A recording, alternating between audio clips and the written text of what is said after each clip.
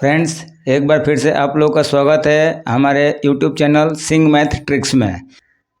आज हम लोग देख लेते हैं फ्रेंड्स कि अगर हम लोगों को ये सर्किल का यानी कि वृत्त का सवाल हम लोग को सॉल्व करना है तो सबसे पहले इस वृत्त के बारे में जानना जरूरी है। तो हम यहाँ पे बताएंगे कि वृत्त में कौन कौन सा पार्ट होता है, सर्किल में कौन कौन सा पार्ट होता है, उसके बाद ही हम मतलब सर्किल की या वृत्त का कोई भी क्वेश्चन को सॉल्व कर सकते हैं। ये हम यहाँ पे नंबरिंग भी कर देते हैं।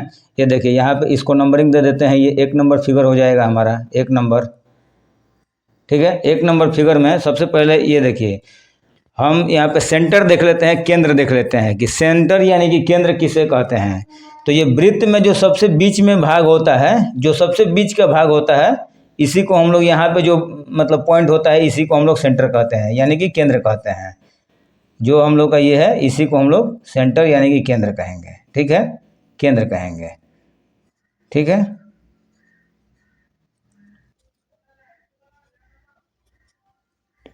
अब देखिए फिगर नंबर यहाँ पे 2 से इसको डिनोट करते हैं। फिगर नंबर 2 देखिए। अब हम लोग देख लेते हैं त्रिज्या यानी कि रेडियस किसे कहते हैं। तो जो हमारा यहाँ पे सेंटर दिया है ना, सेंटर से वृत्त की जो हम लोग का ये परिधि होता है, इसकी दूरी हम लोग, इसी की दूरी को हम लोग त्रिज्या कहते हैं। तो इसको हम लोग क्या बोल देंगे, त्रिज्या। ठीक है, त्रिज्या यानी कि रेडियस। ठीक है,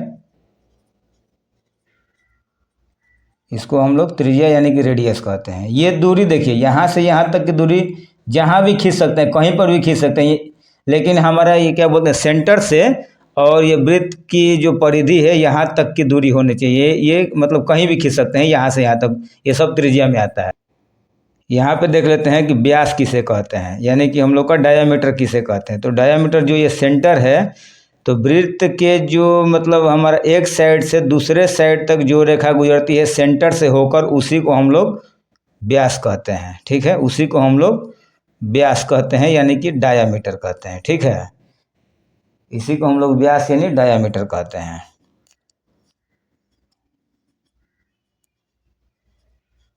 अब देख लेते हैं अगला। ये हमारा फिगर नंबर 3 हो गया। अब यहाँ पे फिगर नंबर 4 भी देख लेते हैं। अब देखिए 4 नंबर फिगर क्या कहता है। तो फ्रेंड्स अब हम लोग देख लेते हैं ये जीवा। जीवा यानी कि चौड़ या कोड, जो भी आप लोग कहें। तो वृत्त के किनारे के 2 बिंदुओं को जोड़ने वाली रेखा को हम लोग जीवा कहते हैं। जीवा यानी कि सेंटर से नहीं गुजरना चाहिए। ये देखिए यहाँ से यहाँ तक के भाग को हम लोग जीवा कह देंगे यानी कि 2 जो है किनारा, किनारों को जोड़ने वाली रेखा, इसको भी हम लोग जीवा कह देंगे। सेंटर से नहीं गुजरना चाहिए। सेंटर से यदि मान लीजिए गुजर गया तो वो हमारा व्यास हो जाएगा। अगर सेंटर को छोड़ के कहीं से भी गुजर रहा है तो ये हमारा जीवा हो जाएगा। ठीक है, जीवा यानी कि चौड़। अगर सेंटर से गुजर गया फ्रेंड्स तो फिर वो हमारा व्यास हो जाएगा। ठीक है, अगला देख लेते हैं। अब देखिए फ्रेंड्स हम लोग देख लेते हैं चाप। चाप मतलब आर्क। तो आर्क क्या होता है, वृत्त की सीमा का वो छोटा सा या बड़ा भाग जो घुमावदार ये भाग होता है, उसी को हम लोग आर्क कहते हैं। देखिए जैसे ये हो गया ना, यहाँ से यहाँ तक ले लिए। देखिए जो हम ड्रा कर रहे हैं इसको देखिए, दूसरा कलर ले लेते हैं ताकि पता चले आप लोगों को। अभी रेड है तो पता नहीं चल रहा है। देखिए ये जो है यहाँ से यहाँ तक, देखिए ये जो भाग है इसको हम लोग कह देंगे आर्क। ये साइड से या फिर जहाँ से भी मतलब कहीं से भी ऐसा भाग हो उसको हम लोग आर्क कह देंगे। आर्क मतलब ये हो जाएगा हमारा चाप। ठीक है, ये हो जाएगा चाप, आर्क। ठीक है, अगला देख लेते हैं फ्रेंड्स हम लोग स्पर्श रेखा देख लेते हैं जिसको हम लोग टेंजेंट कहते हैं। तो वृत्त के जो बाहरी भाग को, अब देखिए फ्रेंड्स यहाँ पे जो वृत्त की बाहरी भाग को हल्का सा टच करके निकले उसी को हम लोग स्पर्श रेखा कहते हैं। देखिए ये हम लोग का स्पर्श रेखा हो गया। ये फ्रेंड्स हम लोग का कहीं भी हो सकता है, यहाँ से भी हल्का सा वृत्त के भाग को टच करके निकले, हल्का सा टच करके निकले, ये हम लोगों का टेंजेंट हो गया यानी कि स्पर्श रेखा हो गया। इसी को हम लोग कहेंगे स्पर्श रेखा। स्पर्श रेखा यानी कि टेंजेंट।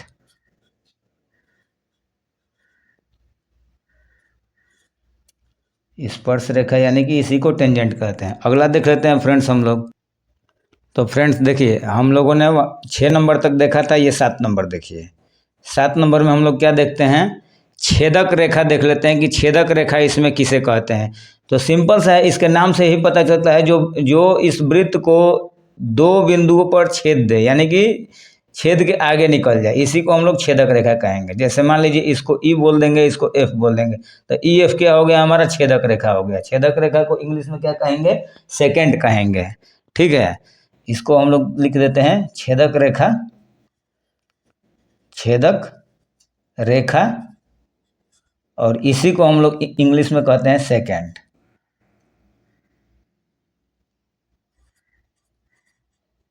ठीक है, अगला देख लेते हैं 8 नंबर। सेक्टर किसे कहते हैं, खंड किसे कहते हैं। यहाँ देखिए, यहाँ पे है सेंटर, तो दो हमारा त्रिज्याओं से मिलकर जो भाग बनता है, जो दो त्रिज्याओं से मिलकर जो ये भाग बनता है, ये वाला, इसी को हम लोग क्या कहेंगे, त्रिज्या खंड, यानी कि इसको क्या कहेंगे, खंड, सेक्टर। ठीक है, इसी को हम लोग खंड कहेंगे और इसी को इंग्लिश में क्या कहेंगे, सेक्टर।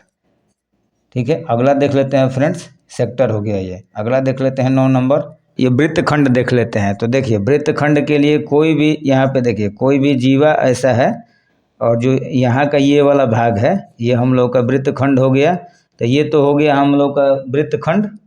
इसको, इसमें दो भाग हो गया, जैसे कि एक छोटा वृत्तखंड हो गया और एक बड़ा वृत्तखंड हो गया, आप लोग को दिख रहा होगा।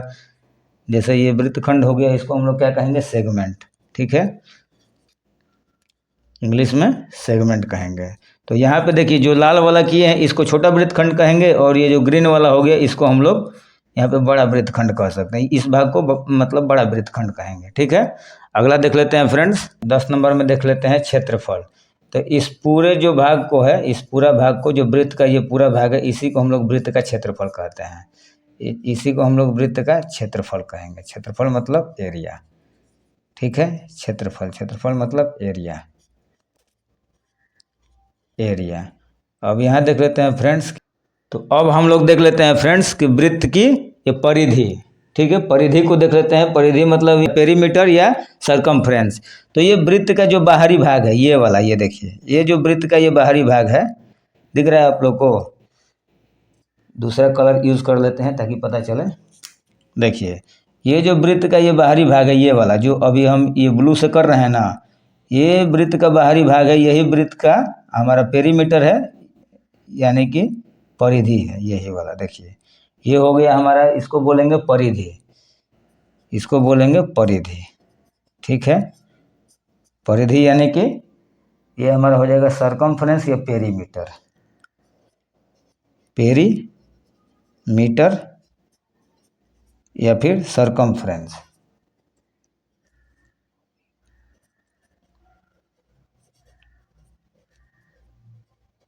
ठीक है, तो फ्रेंड्स आज के लिए इतना ही। फ्रेंड्स अगर वीडियो अच्छा लगा हो, समझाने का तरीका बढ़िया लगा हो, तो चैनल को शेयर कीजिए, लाइक कीजिए और सब्सक्राइब कीजिए। मिलते हैं अगले वीडियो में किसी और टॉपिक के साथ। तब तक के लिए जय हिंद।